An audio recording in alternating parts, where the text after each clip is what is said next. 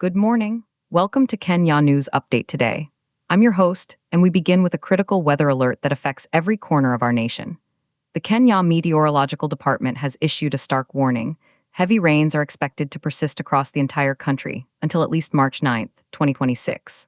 That's 5 more days of intense precipitation, raising serious concerns about flooding, infrastructure damage, and public safety. This isn't just a passing shower. Forecasters are describing this as one of the most sustained and widespread rainfall events of the year so far. We're going to dive deep into what this means, the potential impacts, and the government's response. But first, let's look at the hard numbers behind this forecast. The meteorological data indicates rainfall totals could reach between 150 millimeters and 300 millimeters in the highlands west of the Rift Valley, including the Lake Victoria Basin. In the Central Highlands, including Nairobi, forecasts predict between 100 millimeters and 200 millimeters. Even the typically drier northeastern regions are expected to receive between 50 millimeters and 100 millimeters. To put that in perspective, Nairobi's average rainfall for the entire month of March is approximately 100 millimeters. We could see double that amount in just this 1 week-long period. The cumulative effect is what has experts most worried. Since this rainy phase began on February 25th, some areas have already received over 180 millimeters of rain. The ground is saturated. Rivers are high. And with more water on the way, the risk of flash floods and landslides increases exponentially. Let's visualize the forecasted rainfall accumulation by region over the next 5 days. The western region tops the list with a projected 300 millimeters. The central region, including Nairobi, follows with 200 millimeters. The coastal region is looking at 150 millimeters, while the northeastern region, though lower, still faces a significant 100 millimeters. This isn't a uniform downpour. It's a series of intense thunderstorms capable of dropping 30 millimeters to 50 millimeters of rain in a single hour. The social and economic implications are staggering. Early estimates from the National Disaster Operations Center, NDOC, suggest that up to 120,000 people across 15 counties are at direct risk of displacement if flooding occurs. Critical infrastructure is under threat. We're talking about roads, bridges, and power lines. The economic cost? Preliminary models from the Treasury Department indicate potential damages could exceed 5.2 billion shillings if mitigation efforts fail. That's 5.2 billion shillings. Let's break that down. Infrastructure repair could cost 2.8 billion shillings. Agricultural losses, including submerged crops and livestock, are estimated at 1.5 billion shillings. The cost of emergency response and humanitarian aid is budgeted at another 900 million shillings. These are not abstract figures. They represent real strain on our national economy and the livelihoods of millions of Kenyans. The government's response has been mobilized at the highest levels. President William Ruto chaired an emergency cabinet session yesterday, directing all relevant ministries to activate their contingency plans. The National Youth Service, NYS, has been put on standby with 5,000 personnel ready for deployment. The Kenya Red Cross has pre-positioned emergency supplies in 10 high-risk counties. However, there is a debate emerging about the adequacy and timeliness of these preparations. Critics argue that while the meteorological warnings have been clear for days, visible action on the ground, like unclogging drainage systems in urban slums or reinforcing riverbanks in flood-prone areas, has been slow. We spoke to several county disaster management officers who expressed frustration over delayed fund disbursements from the national government. One officer from Kisumu County, who asked not to be named, stated, "We submitted our requisition for sandbags and water pumps a week ago. We're still waiting. The rain isn't waiting." This highlights a persistent challenge in disaster management, the gap between national policy and local execution. On the other side, officials from the Ministry of Interior defend the response.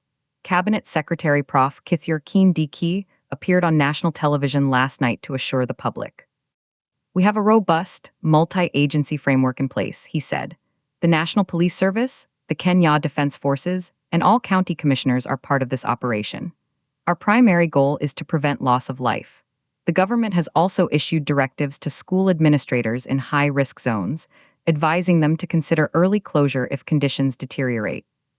Public service announcements are running consistently, urging citizens living near rivers or in landslide-prone areas to relocate to safer ground. But how effective are these warnings? History suggests mixed results. During similar heavy rains in 2020, warnings were issued, yet over 200 lives were lost and damages topped 10 billion shillings. The question many are asking is, what has been learned? Have early warning systems improved? Are evacuation protocols clearer? The data from past events is instructive.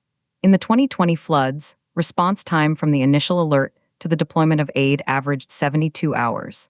The target for this event, according to NDOC, is to cut that to 48 hours. Furthermore, the number of designated evacuation centers has increased from 80 in 2020 to 150 today. Communication channels have also diversified, now including SMS blasts and social media alerts alongside traditional radio broadcasts. Yet the ultimate test will be in the coming days. Let's shift to the human impact, beyond the statistics. For farmers, this rain is a double-edged sword. In some areas, it promises to replenish water sources and support the long rains planting season. In others, it threatens to wash away newly planted seeds and drown livestock. Mary Ashino, a maize farmer in Trans-Nzoia, shared her anxiety. "My shamba is already waterlogged," she said. "If this continues for 5 more days, my entire crop will rot. This was supposed to be my family's income for the year." Her story is echoed by thousands. The Agriculture Ministry has estimated that up to 40,000 hectares of farmland are vulnerable. For the urban poor, particularly in informal settlements like Kibera in Nairobi or Maniata in Kisumu, the relentless rain means leaking houses, muddy pathways turning into rivers, and the constant threat of cholera and other waterborne diseases. The lack of proper drainage in these areas turns a heavy rain into a humanitarian crisis. Community organizers are doing what they can. In Mathare, youth groups have volunteered to clear trash from drainage ditches, but they lack proper equipment. "We are using our hands and shovels we bought ourselves," said community leader James Omondi. "We need the county government to bring excavators. This is a public health emergency." This brings us to the core of the debate: preparedness versus reaction.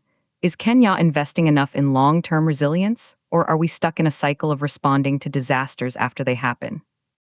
Experts point to the need for better urban planning, stricter enforcement of building codes and riparian lands, and significant investment in water management infrastructure. Professor Wanjiku Mwangi, a climate scientist at the University of Nairobi, argues that these intense rainfall events are becoming more frequent due to climate change. "We can no longer treat this as an anomaly," she stated in a recent paper. The data from the last 2 decades shows a clear trend. Our infrastructure and our policies must be redesigned with this new reality in mind. Reactive measures are a fiscal drain. Proactive investment in resilient infrastructure saves money and lives in the long run. Her analysis is supported by regional climate models that predict Kenya will experience more of these extreme weather events, both severe droughts and intense floods, in the coming decades. The economic argument for preparedness is strong. For every shilling spent on disaster risk reduction, studies show an average saving of 7 shillings in future disaster response and recovery costs. Yet, budget allocations tell a different story. In the current fiscal year, the national budget allocates approximately 15 billion shillings for disaster response and recovery, but only 2.1 billion shillings for disaster risk reduction and preparedness. That's a ratio of roughly 7 to 1 in favor of reaction over prevention.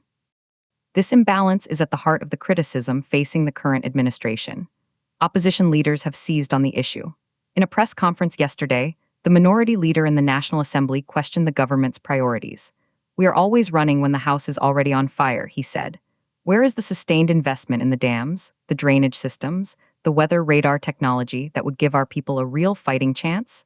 We are told to expect rains until March 9th. What is the plan for March 10th and beyond?" The government's counter-argument, often presented by Treasury officials, is that with limited resources, immediate life-saving response must take precedence. They also point to longer-term projects like the ongoing National Water Harvesting and Storage Program, which aims to construct over 100 large-scale dams across the country. However, most of these projects are years from completion. In the meantime, the country remains vulnerable. As we approach the peak of this weather event, all eyes are on the coordination between national and county governments. The Constitution devolves disaster management functions, but the funding and technical capacity are often concentrated at the national level. This creates a dependency that can slow down critical local action. The Council of Governors has previously appealed for a more streamlined and predictable funding mechanism for county-level disaster units, especially during the rainy seasons. The coming days will be a critical test of intergovernmental cooperation. For the average Kenyan, the advice remains clear: stay informed through official channels, avoid driving or walking through moving water, and heed evacuation orders from local authorities. The Kenya Meteorological Department updates its forecasts 3 times daily at 6 a.m., 12 p.m., and 6 p.m. Their website and mobile app provide the most current information. The public can also report emergencies through the toll-free number 1199. As we conclude this deep dive, the message is one of cautious vigilance. The rains will continue until March 9th. The systems are in place, but their effectiveness will be measured in the field, in the flooded neighborhoods, and on the damaged roads. The true cost will be tallied not just in shillings, but in disrupted lives and lost opportunities. The debate between reaction and resilience will continue long after the skies clear. For now, the nation watches, waits, and hopes that the preparations are enough. This has been a Kenya News Update, today's special report. Subscribe to Kenya News Update today for continuing coverage.